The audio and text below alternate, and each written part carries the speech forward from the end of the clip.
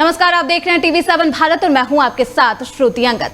त्रिपुरा के उपचुनाव में भारतीय जनता पार्टी को बड़ी जीत मिली है और इस जीत का श्रेय जाता है त्रिपुरा के प्रभारी भारतीय जनता पार्टी के सांसद डॉक्टर महेश शर्मा को। डॉक्टर महेश शर्मा ने TV7 भारत के साथ खास बातचीत की। देखिए डॉक्टर महेश शर्मा ने क्या कुछ कहा इस खास बातचीत में। आपने किस रणनीति के तहत वहां पर काम किया और किस तरह से भाजपा को वहां पर विजय दिलाई?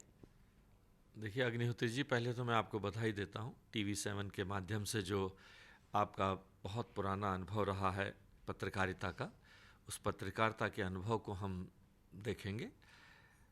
मैं भारतीय जनता पार्टी का एक छोटा कार्यकर्ता हूँ और लगभग 40 वर्षों से यहाँ नोएडा में रह रहा हूँ और लगभग 50 वर्षों से मेरा इस पार्टी से इस संबंध रहा है।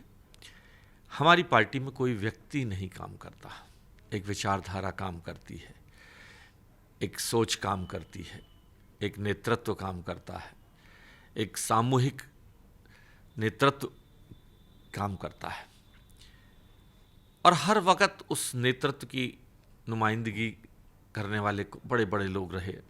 अटल बिहारी वाजपेयी जी रहे, अब आदरणीय मोदी जी हैं देश के प्रधानमंत्री। आज जो कुछ भी करिश्मा या जो भी कुछ सफलता जैसे आप कहेंगे, हाँ आप कह सकते हैं कि आज़ादी के बाद पहली बार भारतीय जनता पार्टी की सरकार बनी। वहाँ पूर्ण बहुमत की सरकार आज़ादी के बाद पहली बार 2022 में बनी। मैं एक व्यवस्था के तहत वहाँ प्रभारी था। बाकी जो वहाँ की जनता ने जो प्यार दिया है वो नरेंद्र मोदी हमारे प्रधानमंत्री जी को दिया है, उनकी सोच को दिया है, उनकी नीयत को दिया है, उनकी नीतियों को दिया है, उनके प्रति विश्वास को दिया है कि हाँ एक नेता ऐसा है जो अभिभावक की तरह हमें कोरोना काल में मुफ्त में राशन भी देगा, गरीबों को घर भी देगा, घर के साथ साथ गैस का सिलेंडर भी देगा, घर में टॉयलेट भी देगा, इलाज के लिए आयुष्मान कार्ड भी देगा। एक ऐसे नेता के प्रति उन्होंने सम्मान दिया है। डॉक्टर साहब, मेरा एक सवाल और आपसे है। मुस्लिमों की आबादी वहां पर सबसे अधिक है, वहां किन योजनाओं को लेकर गए तो और आपने मुस्लिमों के बीच में भाजपा के प्रति प्रेम जगाने का प्रयास जो किया उसके पीछे की रणनीति क्या थी, कैसे किया वो संभव? देखिए पहले तो मैं आपके इस सवाल के लिए धन्यवाद दे दूं। मेरे दिल की बात ये थी कि आप ये सवाल मुझसे पूछें।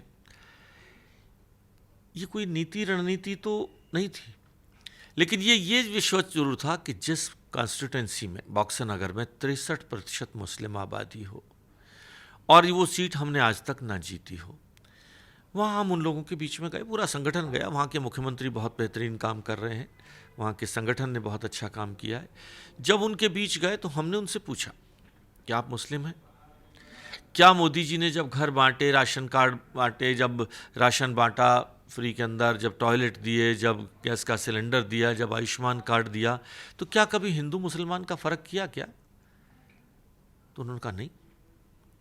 तो मैंने कहा फिर आपकी तरफ से? तो उन्होंने बड़े विश्वास के साथ, मतलब वहाँ के लोगों ने, मैं उन्हें किन शब्दों में उनका धन्यवाद दूँ, इतिहास के पन्नों में लिखा जाएगा उनका ये समर्थन कि उन्होंने मोदी जी को अपना नेता के साथ साथ अपना अभिभावक माना और ये माना कि मोदी जी हैं तो किसी की धर्म, जाति, बिरादरी के नाम पर राजनीति अब नहीं होगी। वो दिन लद गए हैं और आने वाले समय में हम इस बात को कोट करेंगे कि बॉक्सर नगर जैसी सीट पर अगर भारतीय जनता पार्टी का प्रत्याशी नरेंद्र मोदी जी की नीतियों से प्रभावित होकर पूर्ण बहुमत से जिता सकता है, 30,000 से अधिक वोटों से जिता सकता है, इसका मतलब नरेंद्र मोदी जी को देश की जनता ने अल्पसंख्यकों समेत एक अभिभावक के रूप में, एक ऐसे नेता के रूप में जो उनकी हर स्थिति परिस्थिति में उनके साथ खड़ा है, ये विश्वास जताया है। और ये जनता का मैं वहाँ की मुस्लिम आबादी का ख़ास तौर पर धन्यवाद देता हूँ कि उन्होंने भारतीय जनता पार्टी के प्रति, नरेंद्र मोदी जी के प्रति वो सम्मान दिखाया है। आपके सवाल जवाब से ही एक सवाल और मन में आ रहा है। लोकसभा चुनाव पास में है, त्रिपुरा में तो भाजपा ने मुस्लिम कैंडिडेट को उतारा, क्या उत्तर प्रदेश सहित पूरे देश भर में आगे मुस्लिमों को एक साथ एक मंच पर लाने के लिए भाजपा मुस्लिमों को भी क्या प्रत्याशी के रूप में आगे ला सकती है? देखिए भारतीय जनता पार्टी ने ऐसा पहली बार नहीं किया है। जहाँ जहाँ जो भी काबिल और जिताऊ कैंडिडेट होता है वो किसी भी जाति का हो, भारतीय जनता पार्टी उसे टिकट देती है। और हमारे यहाँ कोई एक व्यक्ति टिकट नहीं देता, सामूहिक नेतृत्व है, पहले स्टेट में होता है, फिर उस डिस्ट्रिक्ट से होता है, नाम जाते हैं, फिर स्टेट में जाते हैं, फिर केंद्र में जाते हैं, तब नाम डिस्कस होते हैं। तो हमारे यहाँ ये प्रतिबंध नहीं है कि हम हिंदू को देंगे या मुसलमान को देंगे। जो भी काबिल जिताऊ कैंडिडेट वहाँ से होगा उसे टिकट दिया जाएगा। हाल ही में G20 का सफल आयोजन हुआ है। पूरा विश्व इस विश्व G20 का जो आयोजन हुआ उसको लेकर भारत की प्रशंसा कर रहा है, लेकिन विपक्ष ने इसमें भी सवाल उठा दिया है आपकी सरकार के ऊपर, आपकी सरकार की मंशा के ऊपर और आपकी सरकार की नीयत के ऊपर। क्या कहना चाहेंगे इस पर? देखिए, विपक्ष, एक मजबूत विपक्ष लोकतंत्र के लिए अच्छा है, होना भी चाहिए, लेकिन मुझे ये कहते हुए कोई गुरेज नहीं कि इस वक्त विपक्ष इतना बिखरा हुआ है, इतना भ्रमित है, इतना, मैं समझता हूँ राष्ट्रहित की भावना के नाम पर नहीं, मैं उनसे कहता हूँ कि कम से कम राष्ट्रहित के मुद्दों पर तो एक राजनीति करने का प्लेटफॉर्म है ना, पार्लियामेंट में खूब बहस करो ना, अपनी बात कहो ना अपने किसी प्लेटफॉर्म से, लेकिन G20 एक राष्ट्रीय मुद्दा है।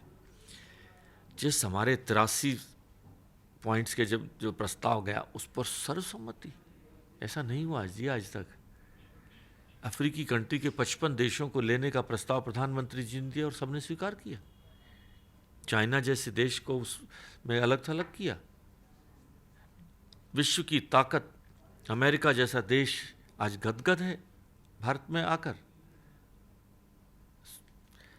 ऋषि सुनक और भी नेता यहाँ आए, पूरे देश के विश्व के नेता यहाँ आए, आज सब गदगद गए हैं यहाँ से, खुश गए हैं यहाँ से।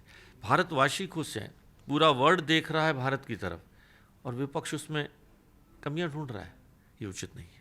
एक और आखिरी सवाल, आप नोएडा से एक बार विधायक रहे हैं और दूसरी बार के सांसद हैं, आप केंद्र में मंत्री रहे हैं।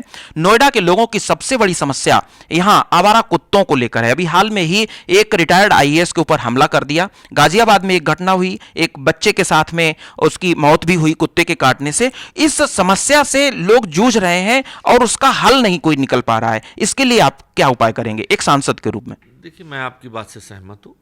स्ट्रे डॉग्स की प्रॉब्लम और पालतू कुत्तों की प्रॉब्लम थोड़ी बढ़ती जा रही है, ख़ास तौर पर जो हाई राइज सोसाइटियाँ जब से बन गई हैं, क्योंकि एक ही लिफ्ट के रास्ते से इंसान को भी आना है, कुत्ते को भी आना है, एक ही गेट से कुत्ते को भी घुसना है, आदमी को भी घुसना है।